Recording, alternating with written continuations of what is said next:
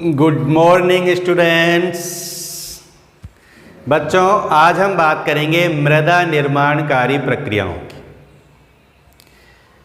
Video को ध्यान से देखना है, पूरा देखना है, शुरू से लास्ट तक देखना है, तो ये टॉपिक जो हम आज पढ़ रहे हैं बहुत अच्छी तरह से आपको समझ में आ जाएगा। ठीक है, तो मृदा निर्माणकारी प्रक्रियाएं निम्न होती हैं।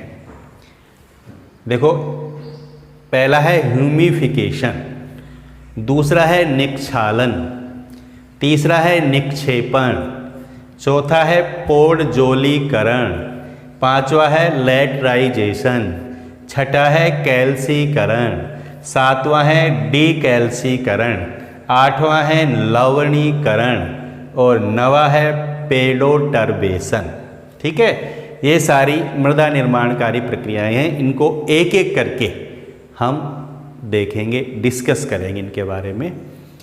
अब पहले हम पढ़ चुके हैं इस चैप्टर में मृदा की परिच्छेदिका, पढ़ा है हमने, मृदा परिच्छेदिका, मृदा संस्तर पढ़े थे ना हमने।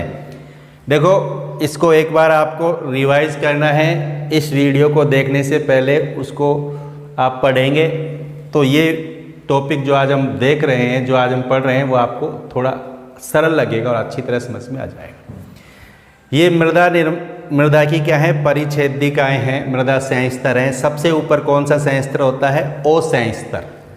उसके नीचे ए संस्तर होता है, उसके नीचे बी संस्तर होता है, उसके नीचे सी संस्तर होता है, उसके नीचे आर संस्तर होता है। पढ़ा हुआ है ना हमारा। ऊपर ये क्या दिखाई दे रहे हैं आपको? मृदा की ऊपरी परत है जिसमें पादप। ये जो ओ संस्तर है इसका मतलब है ऑर्गेनिक, यानी कार्बनिक पदार्थ। इस संस्तर में क्या रहते हैं? कार्बनिक पदार्थ। ए संस्तर में रहते हैं खनिज लवण। ए संस्तर को भी 3 भागों में बांटा था हमने, A1, A2, A3। बी संस्तर को भी 3 भागों में बांटा गया था, B1, B2, B3। ये सी संस्तर होता है जिसमें पैतृक पदार्थ होते हैं, मृदा के पैतृक पदार्थ होते हैं सी संस्तर में। और आर संस्तर होता है जिसमें क्या पाई जाती है? रॉक, यानी चट्टानें। ठीक है, और हमने वहाँ पर बात की थी, बताया था कि ए संस्तर को बोलते हैं निक्षालित संस्तर। यहाँ से पदार्थ नीचे की तरफ जाते हैं, पानी के साथ नीचे की तरफ आते हैं, तो निक्षालित संस्तर होता है ए। और बी संस्तर में जाकर के जमा हो जाते हैं, इसको बोलते हैं निक्षेपित संस्तर। ठीक है, ये निक्षेपित संस्तर है, ये निक्षालित संस्तर है। आया याद आपको? ठीक है, तो अब हम पहले बात करते हैं ह्यूमिफिकेशन। ह्यूमिफिकेशन क्या होता है? ध्यान से सुनना है, समझना है और देखना है। ठीक है, ह्यूमिफिकेशन का मतलब है ह्यूमस का निर्माण। ह्यूमस का निर्माण ये क्या कहलाता है? ह्यूमिफिकेशन। मृदा में कार्बनिक पदार्थ के जो स्रोत हैं क्या होते हैं? पादप, पादपों की पत्तियां और मृतक जंतु। ठीक है, इनका विच्छेदन होने से नए कार्बनिक पदार्थों का निर्माण होता है। इस प्रक्रिया को ही बोलते हैं क्या? ह्यूमिफिकेशन। ह्यूमिफिकेशन से किसका निर्माण होता है? ह्यूमस का। और ये जो ह्यूमस है वो कहाँ जमा होती है? ओ संस्तर में। यानी ओ संस्तर का निर्माण होता है ह्यूमिफिकेशन के द्वारा। ह्यूमिफिकेशन के द्वारा किसका निर्माण होता है? ओ संस्तर का निर्माण होता है। ये ध्यान रखेंगे। समझ गए? ह्यूमिफिकेशन, ह्यूमस का निर्माण ही ह्यूमिफिकेशन है। ह्यूमस कैसे बनती है? पत्तियां, पादप के अन्य भाग, मृतक जीव जंतु, इनका विच्छेदन होता है तो नए कार्बनिक पदार्थ बनते हैं, उन्हें बोलते हैं ह्यूमस। और ह्यूमस बनने की प्रक्रिया होती है ह्यूमिफिकेशन। और इससे बनती है कौन सा संस्तर? ओ संस्तर। क्योंकि कार्बनिक पदार्थ कौन से संस्तर में व्यवस्थित होते हैं? ओ संस्तर में रहते हैं। क्लियर हो गई बात?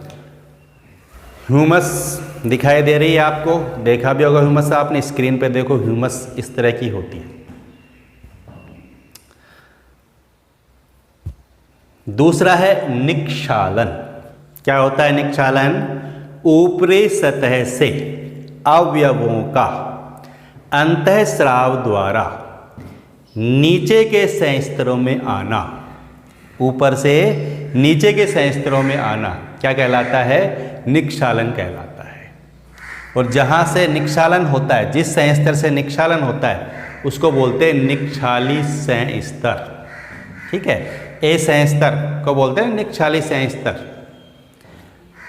और जो सिलिका होती है, आर्द्र जलवायु वाले जो स्थान होते हैं वहाँ पर सिलिका ए संस्तर से कहाँ आ जाती है? बी संस्तर में। सिलिका ए से कहाँ आ जाती है? बी संस्तर में आ जाती है। नेक्स्ट है निक्षेपण। निक्षेपण का मतलब क्या है? कार्बनिक व अकार्बनिक पदार्थों का ऊपर के संस्तरों से आकर नीचे के संस्तरों में जमा होना क्या कहलाता है? निक्षेपण कहलाता है। कार्बनिक और अकार्बनिक पदार्थ ऊपर के संस्तरों से नीचे के संस्तरों में आकर के जमा हो जाते हैं, इसको ही बोलते हैं निक्षेपण। निक्षेपण में जैसे क्ले है, आयरन है, एल्यूमिनियम है, इनके आयन ए संस्तर से बी संस्तर में आकर के जमा हो जाते हैं। तो बी संस्तर को बोलते हैं निक्षेपित संस्तर। जहाँ पर आकर के ये अवयव जमा होते हैं, कार्बनिक अकार्बनिक पदार्थ जमा होते हैं, उस संस्तर को बोलते हैं निक्षेपित संस्तर। तो बी कहलाता है निक्षेपित संस्तर, क्योंकि बी संस्तर में आकर के जमा होते हैं। और ए संस्तर से आते हैं तो इसको बोलते हैं निक्षाली संस्तर, और बी में जमा होते हैं तो इसको बोलते हैं निक्षेपित संस्तर। निक्षेपण के बाद में नेक्स्ट क्या है? पोडजोलीकरण। पोडजोलीकरण क्या होता है? देखो, ह्यूमस और सेस्क्वी ऑक्साइड, आयरन एल्यूमिनियम के ऑक्साइड ऊपरी संस्तरों से आकर नीचे के संस्तरों में जमा हो जाते हैं। निक्षेपण में भी यही होता है, लेकिन यहाँ पर कौन कौन आते हैं? इस प्रक्रम में कौन कौन आते हैं? ह्यूमस, आयरन एल्यूमिनियम के आयन, या कह सकते हैं हम सेस्क्वी ऑक्साइड नीचे के संस्तरों में आ जाते हैं। जब ये प्रक्रिया होती है तो जो क्षार होते हैं ऊपर, सारे के सारे क्षार नीचे की तरफ आ जाते हैं। ऊपर से क्षार हट जाते हैं, नीचे की तरफ आ जाते हैं सारे के सारे क्षार, जिससे क्या हो जाती है? ये जो मृदा होती है ना, वो अम्लीय हो जाती है। क्योंकि क्षार सारे नीचे आ जाएंगे तो मृदा कैसी हो जाती है? अम्लीय हो जाती है। और ये जो पोडजोलीकरण की प्रक्रिया है, ये कहाँ पर होती है? ठंडे और नम प्रदेशों में। कहाँ पर होती है ये प्रक्रिया? ठंडे और नम प्रदेशों में होता है पोडजोलीकरण। अब ये जो पोडजोलीकरण शब्द कहाँ से आया? देखो, पोडजोलीकरण, पोडजोलीकरण एक रूसी शब्द है, रूसी भाषा का शब्द पोडजोला, वहाँ से आया पोडजोलीकरण। और पोडजोला का मतलब होता है राख जैसा। कैसा? राख जैसा।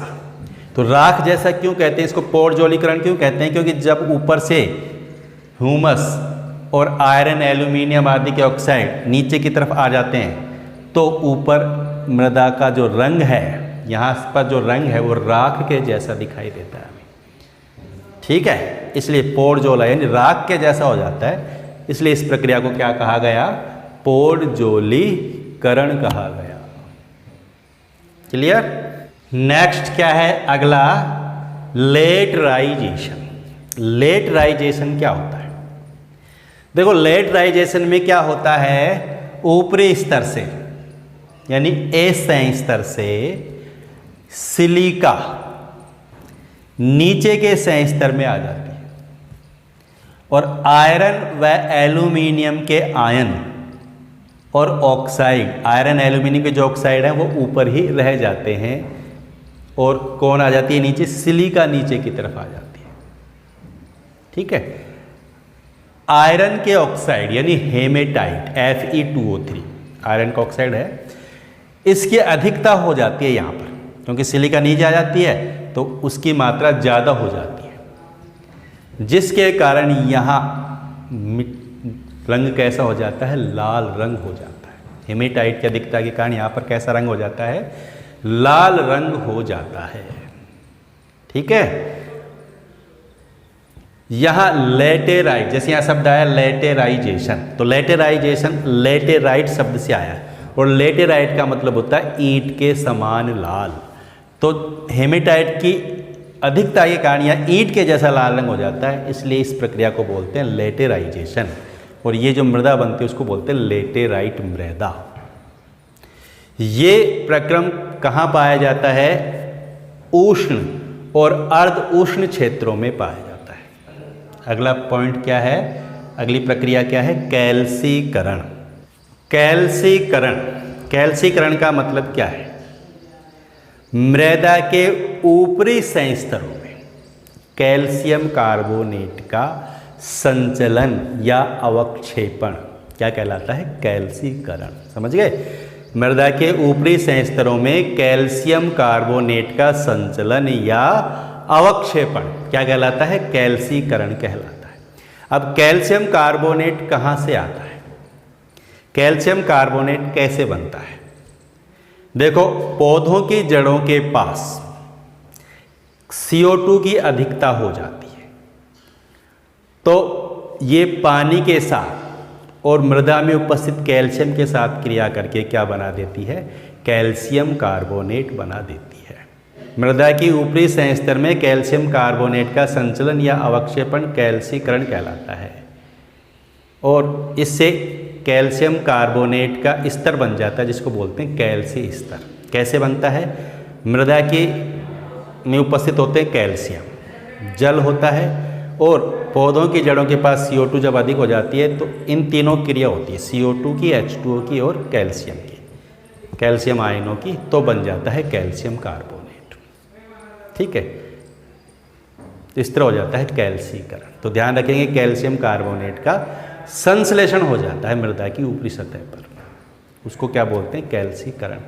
कैल्सीकरण कैसे होता है? मैंने बताया, जल होता है और CO2 होती है और ये होते हैं कैल्शियम के आयन और ये बना लेते हैं कैल्शियम कार्बोनेट, CaCO3 बन जाता है मृदा में और ये अवक्षेपित हो जाता है ऊपरी संस्तरों में, तो हो जाता है कैल्सीकरण। कैल्सीकरण के बाद में है नेक्स्ट डीकैल्सीकरण। डीकैल्सीकरण कैल्सीकरण का अपोजिट है, उल्टा है। डीकैल्सीकरण का मतलब कैल्शियम कार्बोनेट का निष्कासित होना। कैल्सीकरण में तो कैल्शियम कार्बोनेट जमा होता है, डीकैल्सीकरण में कैल्शियम कार्बोनेट वहाँ से क्या हो जाता है? निक्षालित हो जाता है, हट जाता है। तो मृदा संस्तर से कैल्शियम कार्बोनेट का पूर्ण रूप से निष्कासित होना क्या कहलाता है? डीकैल्सीकरण कहलाता है। और डीकैल्सीकरण कहाँ पर होता है? आर्द्र क्षेत्रों में। जहाँ आर्द्र क्षेत्र होते हैं वहाँ पर होता है डीकैल्सीकरण। ये जो कैल्शियम कार्बोनेट बनता है ये क्या करता है? H2O और CO2 से क्रिया करके बना लेता है क्या है? CaHCO3 का होल ट्वाइस। ठीक है, कैल्शियम कार्बोनेट जल और कार्बन डाइऑक्साइड से क्रिया करके कैल्शियम बाइकार्बोनेट में बदल जाता है और कैल्शियम बाइकार्बोनेट क्या है? घुलनशील। ये पानी के साथ घुल करके नीचे के संस्तरों में चला जाता है और ऊपर से हट जाता है, यानी कैल्शियम कार्बोनेट का पूर्ण रूप से निष्कासन हो जाता है और क्या हो जाता है? डीकैल्सीकरण हो जाता है। बिल्कुल सरल है। कैल्सीकरण का मतलब कैल्शियम कार्बोनेट का जमा होना, अवक्षेपित होना, और डीकैल्सीकरण का मतलब कैल्शियम कार्बोनेट का हट जाना। ठीक, जहाँ शुष्क और अर्ध शुष्क क्षेत्र होते हैं, शुष्क और कम वर्षा वाले जो क्षेत्र होते हैं वहाँ तो होता है कैल्सीकरण, और जहाँ पर आर्द्रता ज़्यादा होती है, जो आर्द्र क्षेत्र होते हैं, वहाँ होता है डीकैल्सीकरण। नेक्स्ट क्या है? अगला बिंदु लवणीकरण। क्या है? लवणीकरण। इस प्रक्रम में लवणीकरण का मतलब लवण का निर्माण हो। तो इस प्रक्रम में क्या होता है? मृदा के ऊपरी संस्तरों में, मृदा के ऊपरी संस्तर में घुलनशील लवण जैसे NaCl sodium chloride, Na2SO4 sodium sulphate क्या हो जाते हैं? अवक्षेपित हो जाते हैं, एकत्रित हो जाते हैं। ठीक है, और इस ऊपरी सतह पर, ऊपरी संस्तर में मृदा के ऊपर लवण की क्या बन जाती है, सफ़ेद परत बन जाती है। लवणों की क्या बन जाती है, सफ़ेद परत बन जाती है। अब लवणीकरण क्यों होता है? ऐसी मृदा जहाँ पर जल स्तर ऊंचा है, जल का उचित निकास नहीं है, या सिंचाई जल में लवणों की मात्रा अधिक है, वहाँ पर लवणीकरण होने की संभावना ज़्यादा होती है, लवणीय मृदा बनने की संभावना ज़्यादा होती है। ठीक है, तो लवणीकरण का मतलब क्या हो गया, लवण का निर्माण। मृदा की ऊपरी सतह पर क्या आ जाते हैं, लवण आ जाते हैं। कौन से लवण आ जाते हैं, सोडियम क्लोराइड, सोडियम सल्फेट आदि। इसके कारण क्या होता है, सफ़ेद रंग की परत बन जाती है। क्यों होता है? जिस मृदा में जल स्तर का ऊंचा है, जहाँ पर पानी के निकास की उचित व्यवस्था नहीं है और जहाँ पर सिंचाई जल में लवणों की मात्रा ज़्यादा है, वहाँ पर होता है लवणीय मृदा का निर्माण। ठीक है, नेक्स्ट बिंदु क्या है, पेडोटर्बेशन। मृदा के विभिन्न विकसित संस्तरों के मिश्रण के द्वारा मृदा निर्माण करने की जो प्रक्रिया है क्या कहलाती है, पेडोटर्बेशन। और पेडोटर्बेशन किसके द्वारा बताया मैंने, जंतुओं के द्वारा, दीमक, केंचुआ, चींटी। इसके अलावा वनस्पति और किले के संकुचन और फैलाव के कारण हो जाता है पेडोटर्बेशन। समझ गए? तो ये सारे मृदा निर्माणकारी क्या है, सारी की सारी प्रक्रियाएं, मृदा निर्माणकारी प्रक्रियाएं समझ में आ गई। एक बार रिवाइज कर लेते हैं हम, एक बार दोबारा मैं इसको बता देता हूँ आपको। ह्यूमिफिकेशन का मतलब ह्यूमस का निर्माण किससे होता है, पत्तियों, पादप के अन्य भाग, मृतक जीव जंतुओं का जब विच्छेदन होता है, अपघटन होता है तो बन जाती है ह्यूमस। और ये कहाँ जमा होती है, सबसे ऊपर ओप स्तर में। निक्षालन, दूसरा क्या है, निक्षालन, कार्बनिक और अकार्बनिक पदार्थों का ऊपर के संस्तर से नीचे की तरफ आना, क्या कहलाता है, निक्षालन। निक्षेपण का मतलब नीचे आकर के जमा होना। कहाँ जमा होते हैं, बी संस्तर में। ए संस्तर तो है निक्षालन और ये है निक्षेपित संस्तर, ऊपर से नीचे की तरफ यहाँ आकर के जमा होते हैं, निक्षेपित हो जाते हैं। पोडजोलीकरण का मतलब क्या होता है, पोडजोलीकरण का मतलब है आयरन एल्यूमिनियम, या हम कह सकते हैं सेस्क्वी ऑक्साइड। आयरन एल्यूमिनियम के आयन सेस्क्वी ऑक्साइड और जो सिलिका होती है वो ऊपर से नीचे की तरफ आ जाती है, तो इस प्रक्रिया को बोलते हैं पोडजोलीकरण। लेटराइजेशन, लेटेराइट, ऊपर तो क्या रह जाते हैं, आयरन और एल्यूमिनियम तो ऊपर रह जाते हैं, सिलिका नीचे की तरफ आ जाती है, तो आयरन के ऑक्साइड यानी हेमेटाइट की अधिकता के कारण ऊपर लाल रंग हो जाता है, लेटेराइट मृदा बन जाती है, इसको बोलते हैं लेटराइजेशन। कैल्सीकरण का मतलब कैल्शियम कार्बोनेट का अवक्षेपण होना, संचलन होना। डीकैल्सीकरण का मतलब कैल्शियम कार्बोनेट का पूर्ण रूप से निष्कासित हो जाना। लवणीकरण का मतलब लवण निर्माण होना। और पेडोटर्बेशन का मतलब विभिन्न विकसित संस्तरों का मिश्रित होकर के मृदा निर्माण करना। ठीक है, अब थोड़ा सा ये ध्यान रखना है, पोडजोलीकरण कहाँ पर होता है, पोडजोलीकरण ठंडे और नम प्रदेशों में ज़्यादा होता है। लेटराइजेशन कहाँ पर होता है, शुष्क और अर्धशुष्क क्षेत्रों में लेटराइजेशन होता है। ठीक है, कैल्सीकरण कहाँ पर होता है, जहाँ पानी की कमी होती है। डीकैल्सीकरण कहाँ होता है, आर्द्र क्षेत्रों में होता है। ठीक है, लवणीकरण कहाँ होता है, जहाँ जल स्तर ऊंचा होता है और सिंचाई जल में लवण की अधिकता होती है। समझ में आ गई मृदा निर्माणकारी प्रक्रियाएं, बिल्कुल सरल हैं। अब इसके बाद में बात करेंगे हम मृदा निर्माण को प्रभावित करने वाले कारकों की। तो कौन कौन से कारक हैं जो मृदा निर्माण को प्रभावित करते हैं, उनको देखेंगे। मृदा निर्माण को प्रभावित करने वाले कारकों की बात करते हैं। ठीक, देखो वीवी डोकुचेव, नाम सुना है आपने, वीवी डोकुचेव, जिनको मृदा विज्ञान का जनक कहा जाता है।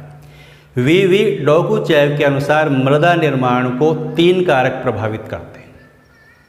कौन कौन से, एक तो होते हैं पैतृक पदार्थ, एक होती है जलवायु और एक होता है जीवमंडल। तो वीवी डोकुचेव के अनुसार 3 कारक हैं जो मृदा निर्माण को प्रभावित करते हैं। कौन कौन से, पैतृक पदार्थ, जलवायु और जीवमंडल। ठीक है, ये ध्यान रखना है। अब एक अन्य वैज्ञानिक थे जेनी। जेनी के अनुसार मृदा निर्माण को प्रभावित करने वाले कारक कौन कौन से? जेनी ने मृदा निर्माण को प्रभावित करने वाले कारकों को एक सूत्र के द्वारा निरूपित किया। और क्या बताया इन्होंने? जेनी के अनुसार एस, ये सूत्र बताया उन्होंने, F C L B R P T. F का मतलब है यहाँ कारक, फैक्टर। सी एल का मतलब है क्लाइमेट, ये कारक है सारे, क्लाइमेट। बी का मतलब है बायोस्फीयर, क्लाइमेट का मतलब जलवायु, बायोस्फीयर का मतलब जैवमंडल, आर का मतलब रिलीफ यानी स्थलाकृति, पी का मतलब पेरेंटल यानी पैतृक पदार्थ, और टी का मतलब टाइम यानी समय। ये कौन कितने कारक हो गए? टोटल 5 कारक हो गए। सी एल तो क्या बताया मैंने? जलवायु। बी का मतलब क्या है? जैवमंडल। आर का मतलब क्या है? स्थलाकृति। पी का मतलब क्या है? पैतृक पदार्थ। और टी का मतलब क्या है? टाइम यानी समय। तो ये सभी कारक हैं जो मृदा निर्माण को प्रभावित करते हैं। समझ में आ गया जेनी का? ये सूत्र हमें पता होना चाहिए। जेनी का ये सूत्र हमें याद होना चाहिए। क्लियर? अब देखो टोटल 5 कारक हो गए। मृदा निर्माण को प्रभावित करने वाले कारक टोटल कितने हो गए? 5। ठीक है। अब मुख्य रूप से इन 5 कारकों को 2 भागों में विभाजित किया गया। एक को तो कह दिया क्या? सक्रिय कारक, और एक को बोल दिया क्या? निष्क्रिय कारक। सक्रिय कारक और निष्क्रिय कारक। सक्रिय कारक ऊर्जा प्रदान करते हैं। ये द्रव्यमान पर मृदा निर्माण का कार्य करते हैं, यानी पदार्थ पर मृदा निर्माण का कार्य करते हैं। कौन? सक्रिय कारक। ये ध्यान रखेंगे, ऊर्जा प्रदान करने वाले जो कारक हैं वो सक्रिय कारक हैं। और ये 2 तरह के होते हैं। एक तो क्या है? जलवायु। सक्रिय कारक 2 तरह के हैं। कौन कौन? एक तो है जलवायु, और दूसरा क्या है? जैवमंडल। ठीक है, जलवायु और जैवमंडल कौन से कारक है? सक्रिय कारक। और जलवायु के 2 प्रमुख घटक होते हैं, ताप और वर्षा। ये ध्यान रखेंगे। ठीक है। दूसरा है निष्क्रिय कारक। निष्क्रिय कारक क्या होते हैं? ये कारक मृदा निर्माण कार्य, द्रव्यमान, स्रोत और उसको प्रभावित करने वाली दशाओं का प्रतिनिधित्व करते हैं। ये कारक मृदा निर्माण कार्य, द्रव्यमान, स्रोत और उसको प्रभावित करने वाली दशाओं का क्या करते हैं? प्रतिनिधित्व करते हैं। ये 3 तरह के होते हैं। 3 कौन कौन हैं? स्थलाकृति, पैतृक पदार्थ और समय। स्थलाकृति,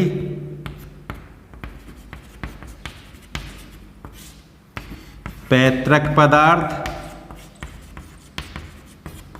और समय। ये कौन से कारक हैं? तीनों निष्क्रिय कारक। ठीक है। तो ध्यान रखेंगे टोटल 5 कारक है जो मृदा निर्माण को प्रभावित करते हैं, जिनको 2 भागों में बांटा गया है, सक्रिय और निष्क्रिय। सक्रिय कारक तो ऊर्जा प्रदान करने कार्य करते हैं। 2 हैं, वायु, जलवायु और जैवमंडल। जलवायु के 2 प्रमुख घटक हैं, ताप और वर्षा। ठीक है। निष्क्रिय कारक जो मृदा निर्माण कार्य, द्रव्यमान, स्रोत और उसको प्रभावित करने वाली दशाओं का प्रतिनिधित्व करते हैं। ये 3 हैं, स्थलाकृति, समय और पैतृक पदार्थ। समझ में आ गया बच्चों? तो ध्यान से अगर आपने इस वीडियो को देखा है तो आपको ये पूरा टॉपिक बहुत अच्छी तरह से समझ में आ जाएगा। जो इस चैनल पर नए हैं उन्हें चैनल को सब्सक्राइब करना है, और जिन्होंने अभी तक चैनल को सब्सक्राइब नहीं किया उन्हें सब्सक्राइब अवश्य करना है, लाइक भी करना है, शेयर भी करना है। और हमारे जो वीडियो आते हैं उनको लगातार देखते रहोगे तो आपको कृषि रसायन विज्ञान में कोई समस्या नहीं रहने वाली है। ठीक है? ओके।